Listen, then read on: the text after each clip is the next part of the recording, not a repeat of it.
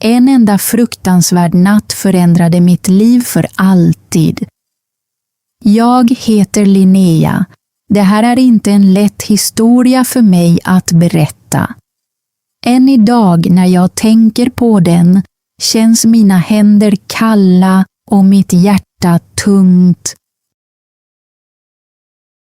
Vissa misstag är små. Du glömmer något i affären. Du tappar en kopp, du säger fel ord. Sådana misstag går att rätta till. Men vissa misstag är annorlunda. De krossar förtroende, de sårar människor, de följer dig under lång tid. Mitt misstag var ett av dem. Jag var 28 år gammal. Jag bodde i en lugn stad med rena gator, gröna parker och vackra hus. Utifrån såg mitt liv perfekt ut. Jag hade ett fint hem, en bra make, ett tryggt liv. Min man hette Oskar. Vi hade varit gifta i 5 år. Oskar var snäll och ansvarsfull. Han arbetade mycket hårt för ett stort företag. Hans jobb gav en bra lön, men det tog honom också hemifrån ofta. Ibland reste han bort i några dagar. Ibland var han borta i flera veckor. Till en början intalade jag mig att det var okej. Jag var stolt över honom. Han byggde en bra framtid för oss. Men sakta började huset kännas allt för tyst. När Oskar var borta åt jag middag ensam. Jag tittade på TV ensam. Jag gick och lade mig ensam. Rummen kändes större på kvällarna och tystnaden kändes tung. Jag minns fortfarande den där novembermånaden. Det var kallt. Träden utanför hade tappat nästan alla sina löv. Vinden slog mot fönstren på nätterna. En morgon berättade Oskar att han måste resa till London i 3 veckor. 3 veckor, frågade jag. Det är lång tid. Han kramade mig och sa: Jag vet, men det är viktigt. När jag kommer tillbaka ska vi åka på semester. Bara du och jag. Jag log eftersom jag inte ville att han skulle känna sig skyldig. Men innerst inne kände jag mig redan ensam. Jag körde honom till flygplatsen på måndagsmorgonen. Jag kysste honom adjö och såg honom gå iväg med sin resväska. Sedan körde jag hem. I samma ögonblick som jag klev in genom dörren kom tystnaden tillbaka. 2 dagar senare ringde min telefon. Det var Jan. Jan var Oskars yngre bror. Han var annorlunda än Oskar på nästan alla sätt. Oskar var allvarlig och försiktig. Jan var avslappnad, rolig och full av historier. Han bytte jobb ofta och flyttade från plats till plats. Hej Linnea, sa han glatt. Jag är i din stad. Jag har en jobbintervju imorgon. Kan jag bo hos dig ett par dagar? Jag tvekade. Oskar var inte hemma.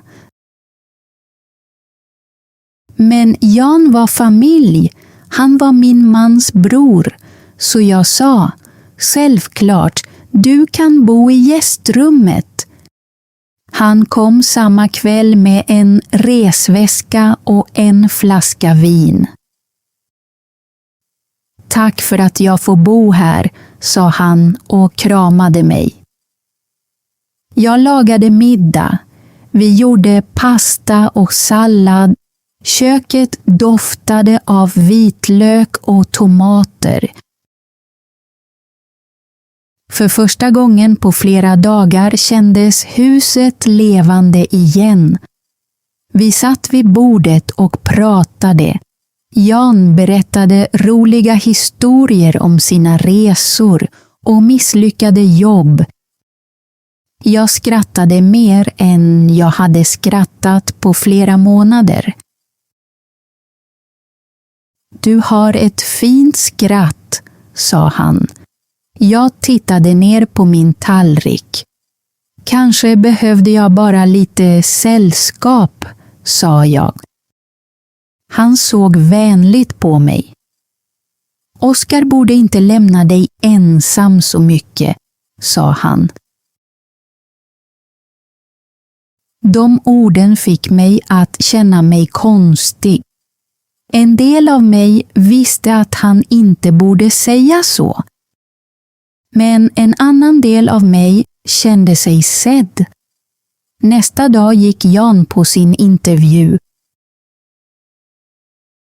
När han kom tillbaka var han entusiastisk. Jag tror att det gick bra, sa han. Vi måste fira. Vi beställde pizza och såg en film i vardagsrummet. Vi skrattade. Vi pratade. Vi satt alldeles för nära varandra. När filmen var slut blev rummet tyst. Jag visste att jag borde resa mig. Jag visste att jag borde säga god natt.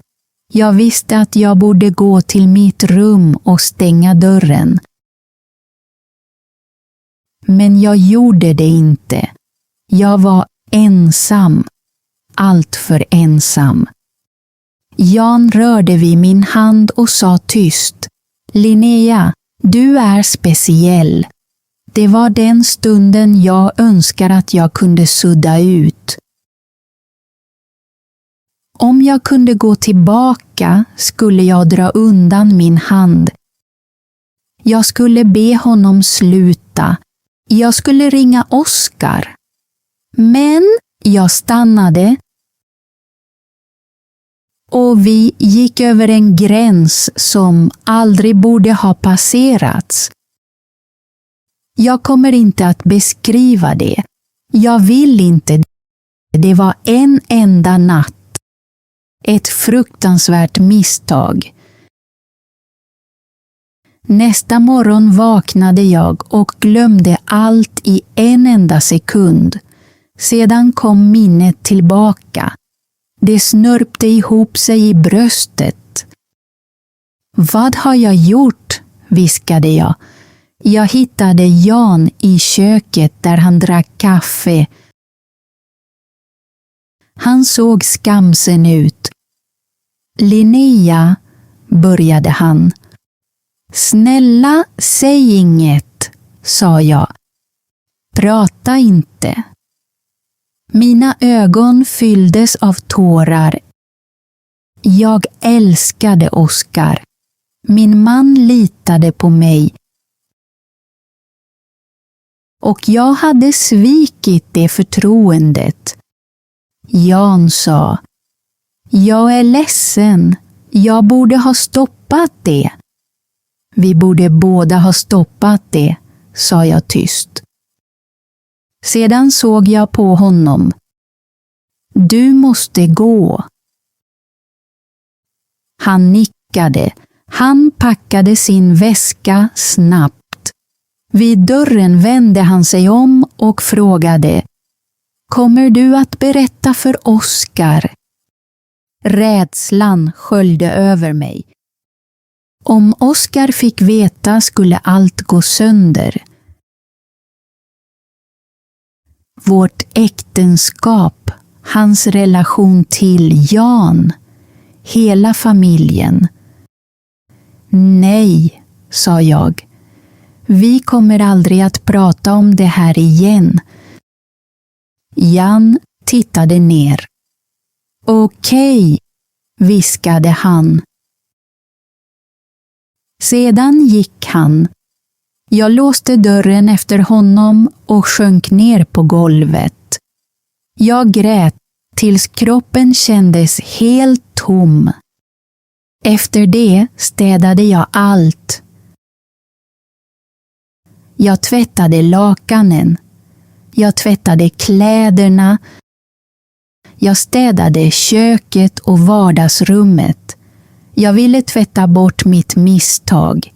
Men skuld försvinner inte med tvål och vatten. Den kvällen ringde Oskar från London. Hej älskling, sa han. Hur mår du? Är allt bra? Hans vänliga röst krossade mig inombords. Jag mår bra, ljög jag. Jag är bara trött. Sedan frågade han, kom Jan förbi? Mitt hjärta stannade. Ja, svarade jag försiktigt. Han stannade en natt inför sin jobbintervju. Han åkte i morse. Oskar skrattade tyst. Jag hoppas att han inte ställde till med allt för mycket besvär.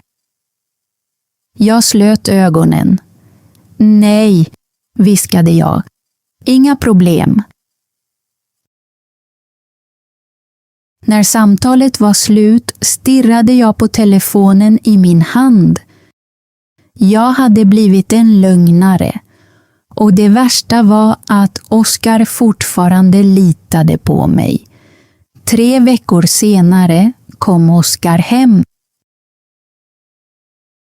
Jag försökte bete mig som om allt var normalt. Jag lagade hans favoritmiddag. Jag log när han kom in genom dörren.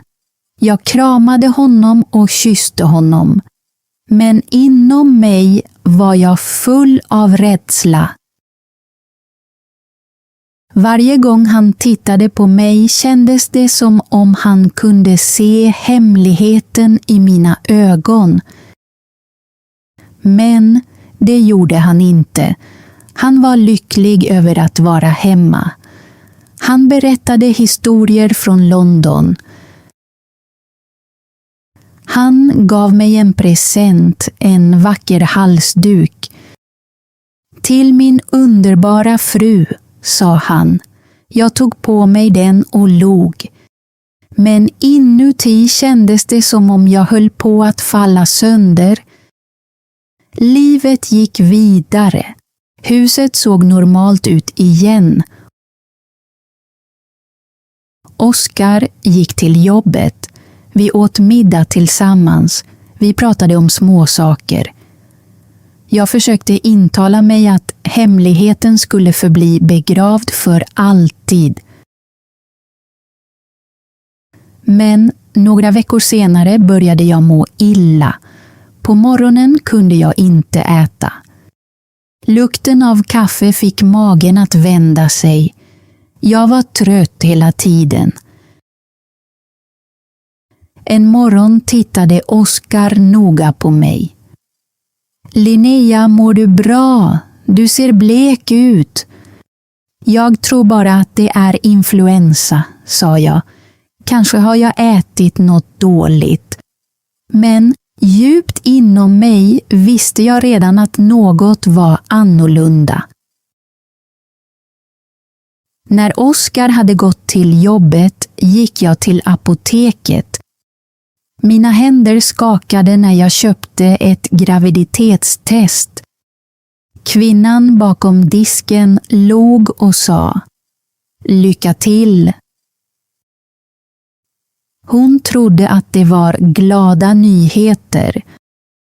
Jag gick hem och gjorde testet. Jag väntade.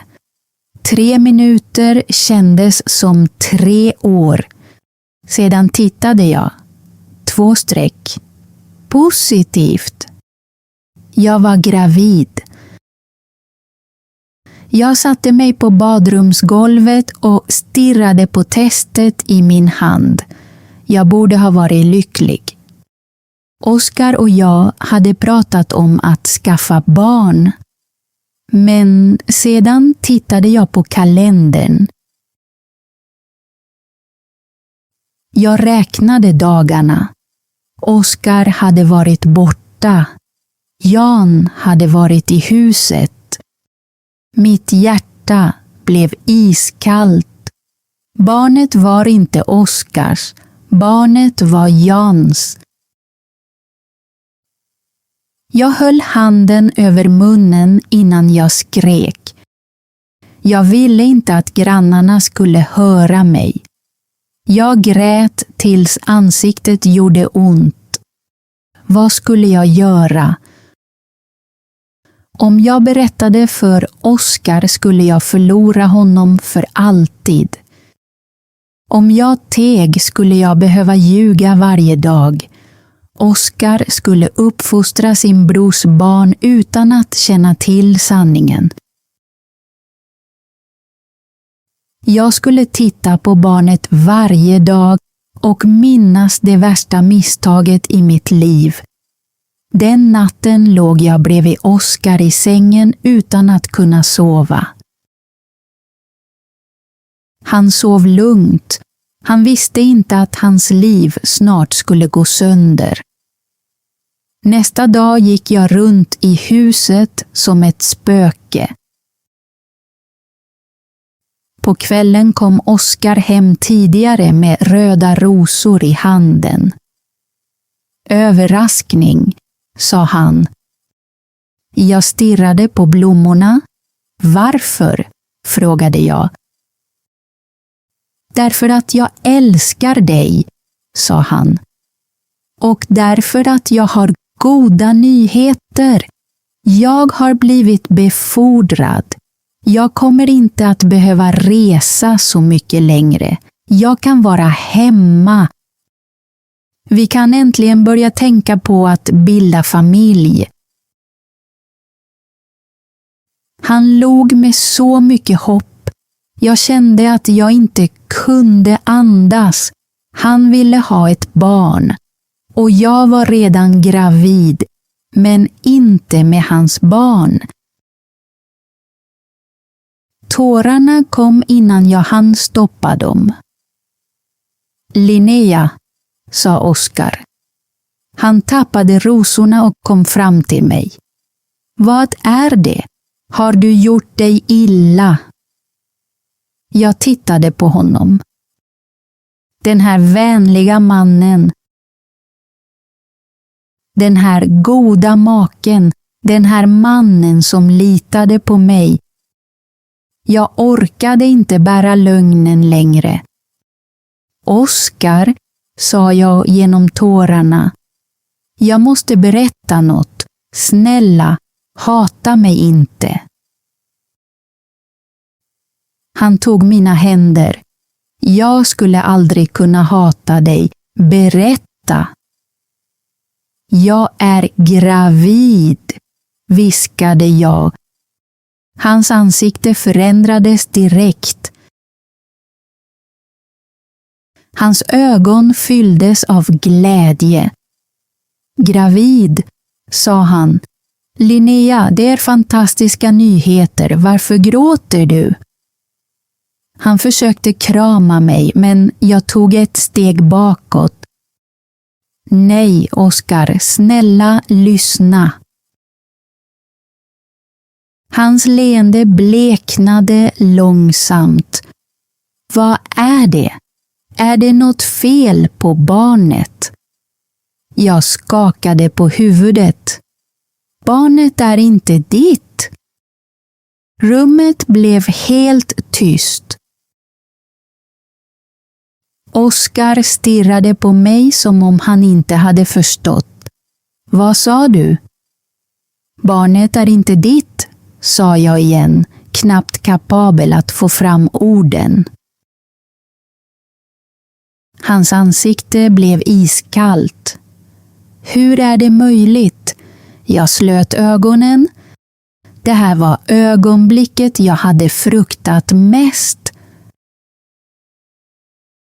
När du var i London, sa jag.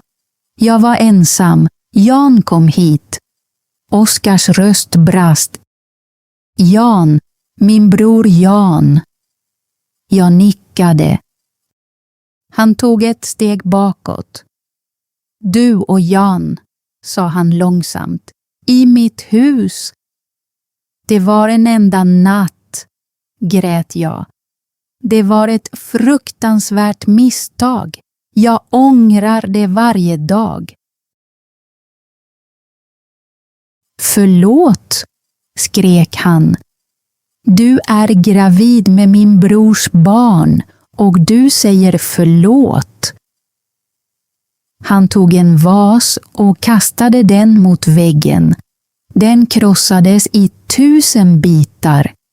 Jag täckte ansiktet med händerna. Jag hade aldrig sett honom sådan förut. Gå härifrån, sa han. Oskar, snälla. Gå ut ur mitt hus. Jag sprang in i sovrummet och packade ner några kläder i en väska. Mina händer skakade så mycket att jag knappt kunde dra igen dragkedjan. Sedan gick jag. Jag satte mig i bilen och körde utan att veta vart jag var på väg. Regnet slog hårt mot vindrutan. Till slut stannade jag vid vägkanten och satt ensam i mörkret. Jag hade förlorat allt. Min man, mitt hem, min framtid. Och inom mig växte ett barn som blivit till genom ett misstag jag aldrig kunde göra ogjort. Till slut ringde jag min mamma. Mamma, sa jag gråtande. Jag behöver hjälp. Jag berättade allt. Hon blev chockad. Hon blev arg. Men hon var fortfarande min mamma. Kom hem, sa hon. Vi ska tänka ut vad vi ska göra. Jag körde hem till henne och stannade där i flera månader. Oskar ansökte om skilsmässa. Han svarade inte på mina samtal. Han ville inte träffa mig. Jag kunde inte klandra honom. Jag hade krossat hans hjärta. Sedan ringde jag Jan. Jag är gravid, sa jag. Det är ditt barn. Han var tyst länge. Sedan sa han, Linnea, jag kan inte bli pappa. Jag har inga pengar. Jag har inget stabilt liv. Jag är ledsen. Efter det bytte han telefonnummer. Han försvann. Han flydde. Och jag blev ensam kvar med sanningen, skammen och barnet som växte inom mig.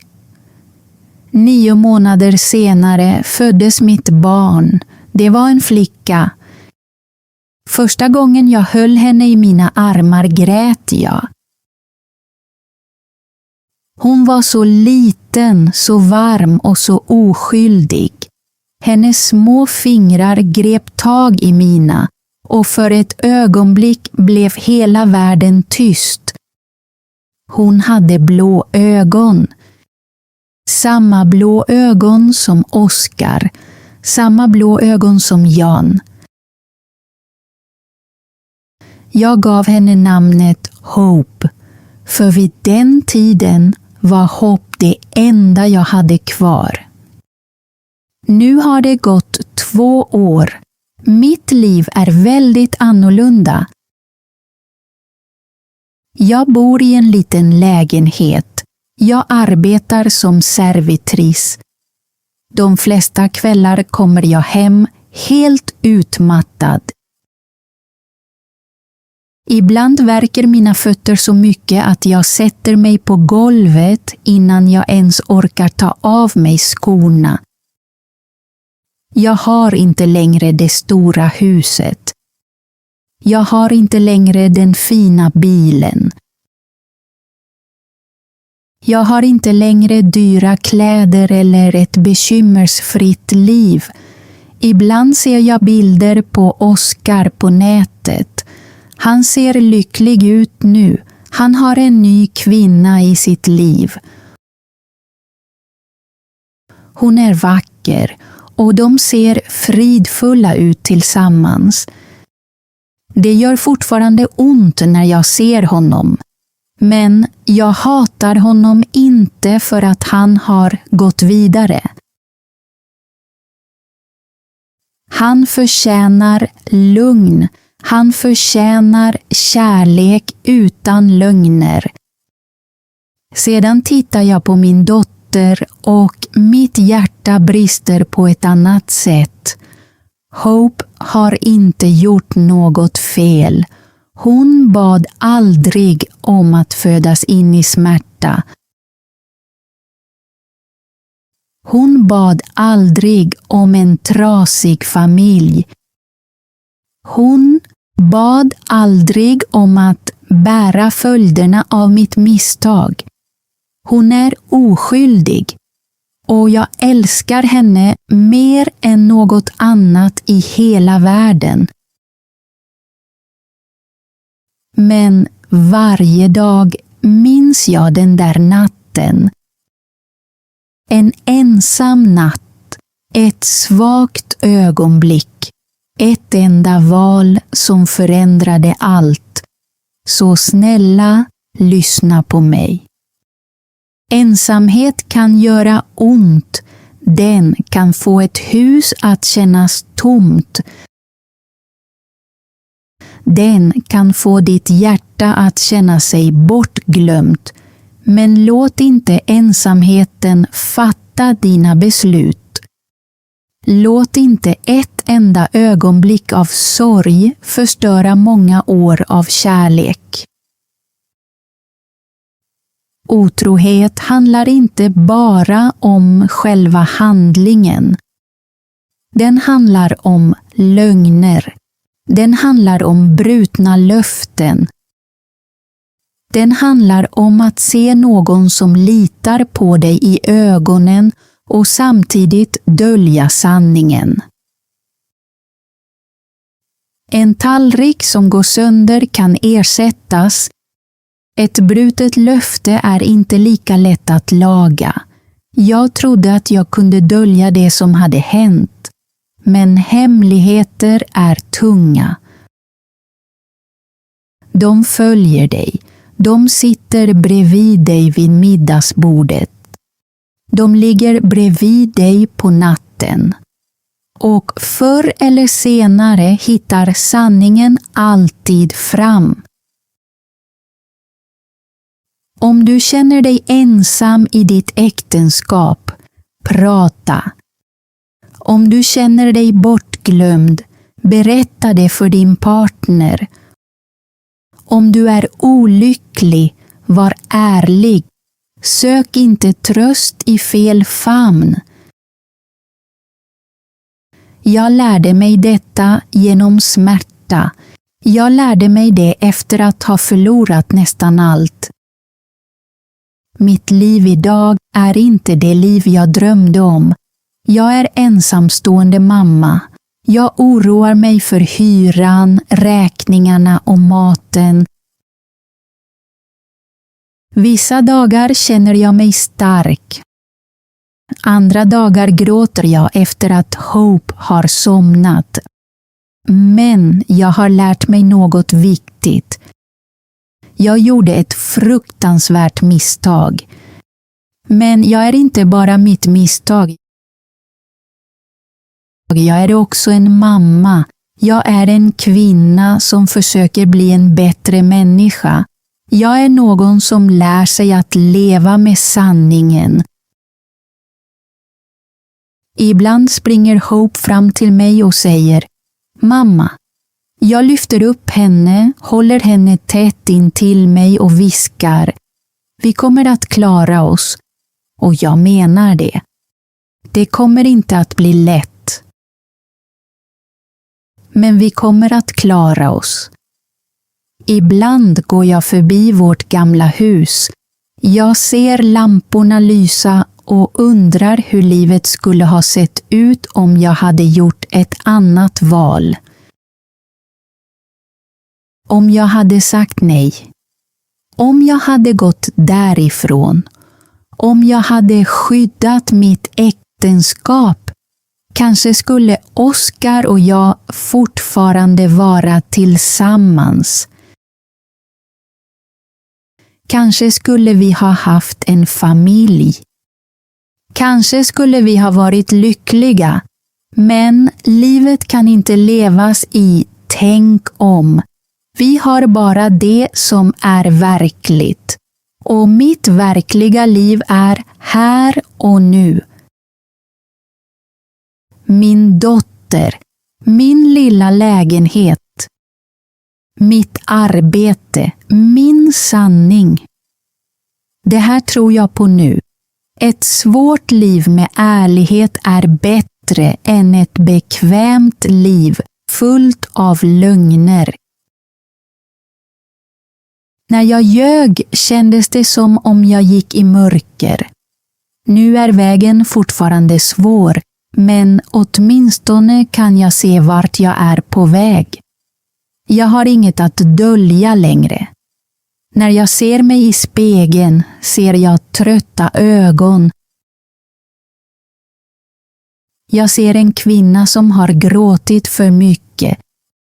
Jag ser någon som har förlorat mycket.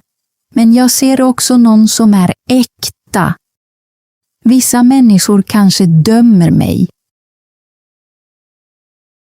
Jag förstår det. Jag gjorde något fel. Jag sårade en god man. Då jag svek hans förtroende. Men varje dag försöker jag bli en bättre människa än kvinnan jag var den där natten. Hope är fortfarande liten. Ibland ställer hon enkla frågor. Var är pappa? Jag säger, vi är en liten familj, bara du och jag. En dag måste jag berätta mer. En dag måste jag förklara sanningen på ett sätt som hennes hjärta kan förstå. Jag är rädd för den dagen. Men fram till dess älskar jag henne. Jag skyddar henne. Jag tar med henne till parken. Vi äter glass. Vi läser böcker på kvällarna. Vi gör det bästa vi kan av vårt liv. Om du står nära ett misstag, snälla stanna upp. Tänk på morgondagen. Tänk på människorna som litar på dig. Tänk på det liv du kan förlora. Ett enda ögonblick är inte värt ett helt liv av ånger.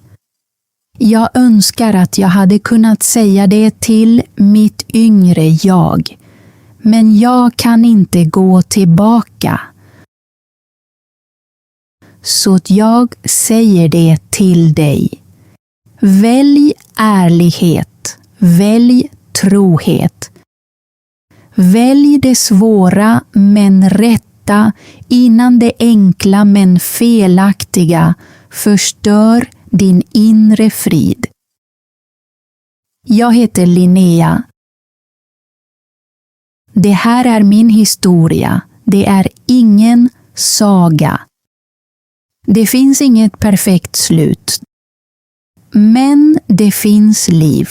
Och där det finns liv finns det fortfarande hopp. Det är därför jag gav min dotter namnet Hope. Hon är min andra chans. Och jag tänker inte slösa bort den. Tack för att du tittade på hela berättelsen. Om du stannade kvar ända till slutet uppskattar jag det verkligen. Nu har jag en liten övning till dig. Dagens svenska ord är sanning. Skriv en enkel svensk mening i kommentarerna med ordet sanning. Till exempel, jag vill säga sanningen. Eller, sanningen är viktig i kärlek. Berätta också, tycker du att ett enda misstag kan förändra ett helt liv? Ja eller nej?